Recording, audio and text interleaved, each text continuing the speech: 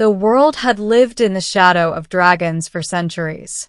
They were creatures older than mountains, their wings blotting out the sun, their fire turning entire armies into ash. Humans had always feared them, built walls, forged weapons, wrote prayers begging the heavens to keep dragons far away. But no one ever expected a human girl to simply walk into one's lair. Alara was only 19 and the last of her village. The dragon had come 3 days earlier, black-scaled and flame-eyed, tearing through the sky above the valley. Its fire destroyed the crops. Its roar shattered the earth. By nightfall, there was nothing left but smoke and ruin. Except her. When the ashes cooled, the people whispered that she should run, hide in the next valley, perhaps reach the king's city where knights wore shining armor and boasted of slaying beasts.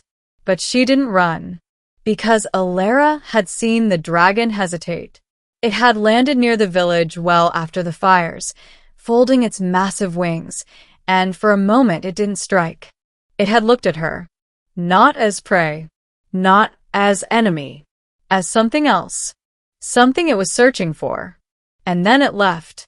That was why she climbed the mountain alone, barefoot over sharp stones, hands bleeding from catching herself on jagged ledges. The villagers called her mad.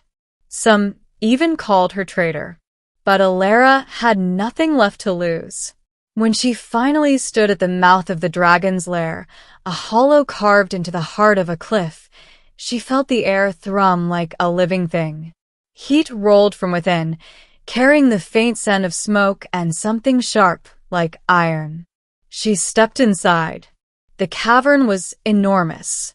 Light spilled through cracks high above, painting the walls gold. Piles of shattered stone and blackened trees formed what might have once been treasure hoards, now abandoned. And in the center of it all lay the dragon.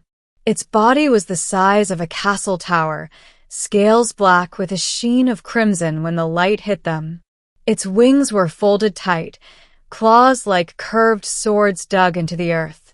2 burning eyes watched her approach, unblinking. Alara's heart hammered so loudly, she was certain the beast could hear it. Her knees shook. But she didn't run. Instead, she whispered, "I came to talk."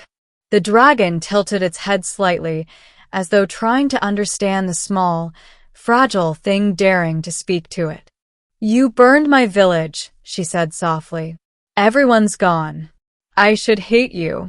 Maybe I do." But her voice caught. "You stopped.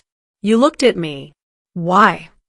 For a long time, the only sound was the faint crackle of fire deep in the dragon's throat. Then, like boulders grinding together, a voice filled the cave. "Because," the dragon rumbled, "you did not scream." Alara blinked. "What?"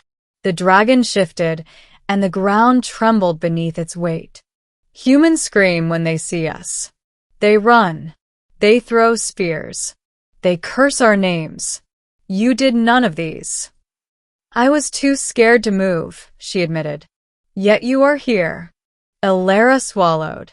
"I have nowhere else to go." The dragon lowered its head until its molten eyes were level with her trembling form. "And you came to give me what? Your hatred? Your fear?" She took a shaky breath. "My trust." The words startled even her. But once spoken, they felt true. The dragon's eyes narrowed. "Humans do not trust dragons. They build walls, forge weapons, tell stories of knights who kill us." "Maybe that's the problem," she whispered. "Maybe no one ever tried anything else." Silence. The dragon regarded her for what felt like an eternity. Then a sound rumbled from deep in its chest.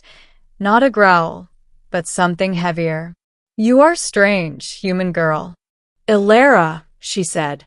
"My name's Alara." The dragon shifted again, scales scraping stone like the sound of an avalanche. "I am called Malthar. In the tongue of men it means storm of ashes." For the next hour, they spoke. Or rather, she spoke, haltingly, about her village, about the people lost, about the empty future stretching before her. And the dragon listened, still, silent, as though each word was a drop of water hitting dry earth. When she asked why he had attacked, his answer was heavy. "Because I was commanded," Malthar said at last, "by the dragon sovereign. He seeks to remind your kings who rules the skies. I burn what I am told to burn." Alera's fists clenched. So we're just pawns? In some war of pride. The dragon did not answer. His eyes, however, seemed older than mountains. By the second day, she returned with no weapon, no offering, just herself. By the third, she brought food, though she doubted he needed it.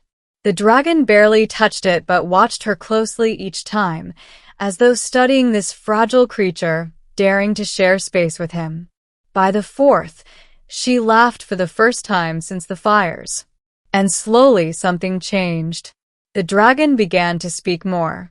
About skies above the clouds where human eyes never reached. About ancient songs dragons sang before men learned fire. About loneliness, though he never used the word directly, she could hear it between the lines. Alera listened. She didn't judge. She didn't flinch when his massive claws scraped the earth inches from her feet. And in return, the dragon's voice softened. "You trust me," he said one evening, the setting sun turning his scales into molten gold. "Yes. Even though I destroyed your home. Yes. Even though I could kill you now." Alera met his burning gaze. "But you won't." The dragon stared at her for a long time. Then, slowly, he lowered his massive head until it touched the ground before her like a knight bowing before a queen.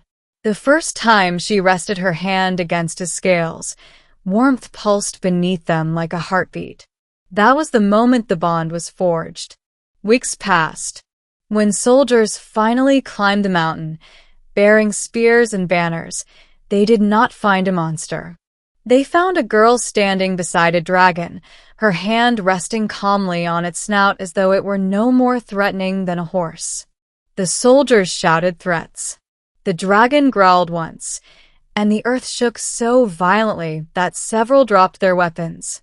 Alera's voice cut through the chaos. "Go back," she said. "Tell your king the age of killing is over. Tell him dragons can be more than enemies."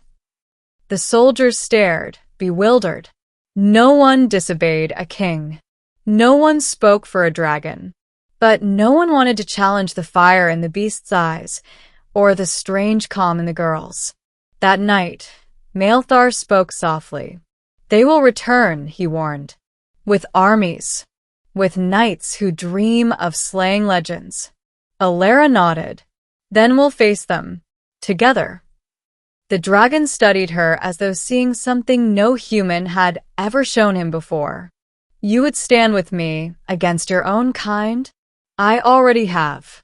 When the war finally came, it wasn't like the songs where heroes slew monsters.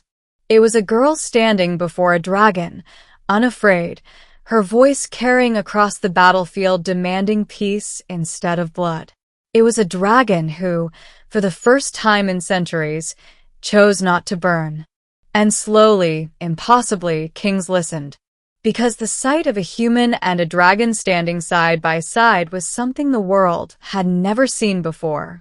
Years later, bards would sing of the girl who gave her trust to the mightiest of beasts and changed the fate of two worlds, one of men, one of dragons. But Alera never cared for songs. She only cared that when she placed her hand on Malthar's great head, he closed his eyes and rumbled softly, a sound like distant thunder, content at last.